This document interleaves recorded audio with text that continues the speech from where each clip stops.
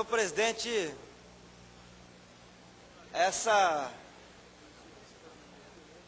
esse é um paradoxo realmente. É uma sessão corujão chamada pelos tucanos em ritmo de bicho preguiça. Então mas um bicho preguiça necessário, porque infelizmente, apesar de todo o prolongamento do debate que nós estamos fazendo, o governo até agora não cedeu em nenhum milímetro nas necessárias mudanças que esse projeto precisa passar, senhor Cândido. Infelizmente, o governo tem feito quase que papel de surdo na discussão dessa questão, que não é uma questão qualquer. A previdência pública no Brasil, na década de 90, ganhou uma centralidade enorme no que tange as questões de Estado. E o que nós estamos discutindo, já desde que se iniciou essa nova legislatura, que inicialmente era o projeto do empréstimo para o metrô, e logo findando o projeto de empréstimo do metrô, a Assembleia iniciou o debate da reforma da Previdência Estadual. Queria dizer, presidente, que eu gostaria muito de ter na discussão a oportunidade de poder fazer o contraditório com os técnicos do IPESP, ao presidente do IPESP, ao secretário da Fazenda, porque várias questões ainda estão obscuras, e não questões periféricas, mas questões fulcrais desse projeto. Eu espero que, depois da varrida para baixo do tapete, dos grandes problemas da Previdência de São Paulo, que em última análise é isso que o Serra está fazendo, está empurrando para o próximo governo resolver a questão da Previdência de São Paulo, que a Assembleia possa exercer o contraditório com os técnicos e também com os membros do governo e os líderes do governo nessa casa. Porque a primeira questão que está colocada é a seguinte: nós vamos extinguir o fundo antigo, que é o IPESP. O IPESP vai deixar de existir. E vai existir um novo, que é o São Paulo Previdência. No entanto, o IPESP, ele tem dois cortes. Um corte é a pensão. A pensão é superavitária. E aqui eu queria debater de forma franca e aberta com a opinião pública, que de forma desavisada tem publicado, republicado matérias, misturando a pensão com a aposentadoria. São duas coisas completamente distintas. A pensão, a contribuição do funcionário desde 1958 é 6%. E do governo é 6%. O problema central, senhor presidente e senhores deputados, é que uma ideia que foi construída no início do século passado no Brasil, do próprio governo do Estado, nos vários âmbitos, se responsabilizar e se responsabilizou pela aposentadoria, em meio à crise da dívida, quando o Estado Nacional foi sequestrado pelo setor financeiro, e infelizmente muitos governantes sofreram a síndrome de Estocolmo, ou seja, se apaixonaram pelos sequestradores, e em particular, não só o atual governo do Estado, que inclusive tem como seus maiores financiadores de campanha os bancos, mas também o governo federal. É importante registrar aqui. É isso que nós estamos vivendo.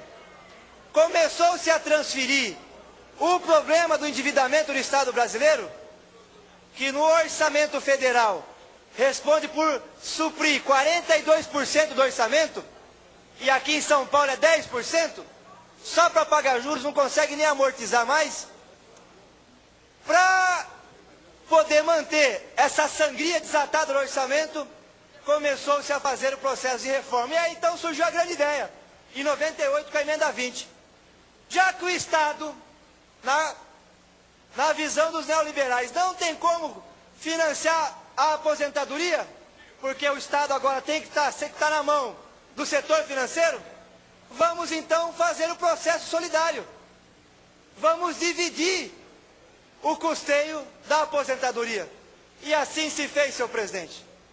E aqui em São Paulo, em 2003, apesar de toda a mobilização que ocorreu nessa Assembleia, iniciou-se um processo que não estava no contrato, quando os funcionários deram entrada no serviço público, estava no contrato que o governo ia ficar responsável pela aposentadoria. Só estava no contrato que o funcionário ia ter duas contribuições, a pensão e a saúde, que é 2%, e a pensão é 6%, 8%. Mas o governador teve a grande ideia, o governo Alckmin. Qual foi? Vamos para custear a aposentadoria, já que não debate o problema da dívida, vamos garrotear o funcionalismo público. E assim se fez, e essa Assembleia, de forma trágica, acabou que aprovando mais um confisco de 5% dos funcionários públicos. Mas, se não obstante isso, dado que, durante anos, décadas, 20, 25, 19, 10, o Estado nunca fez a contrapartida dele na aposentadoria, é necessário aumentar a contribuição. E é essa a questão que está colocada, porque existe um passivo, deputado Hamilton. Se o Estado não admitir que o contrato inicial que foi feito com todo o funcionalismo público era um contrato onde quem contratou era o responsável, e em nenhum momento ele, o Estado, fez a sua contrapartida nas aposentadorias, ele não pode agora querer colocar a responsabilidade disso, que é uma responsabilidade do Estado, na costa do funcionalismo. Portanto, ao não admitir, e aqui mora a grande questão, deputado Barros Munhoz, é aqui que reside a polêmica. Ao não admitir o passivo atuarial, que, trazendo para o português claro, passivo atuarial é a não admissão do Estado com a aposentadoria no futuro do funcionalismo, a não admitir isso, o rombo na aposentadoria vai continuar. Essa que é a questão. E aí o Serra teve a grande ideia, e aqui vai o mérito, teve a grande ideia o Serra no artigo 26. Uma ideia não muito antiga.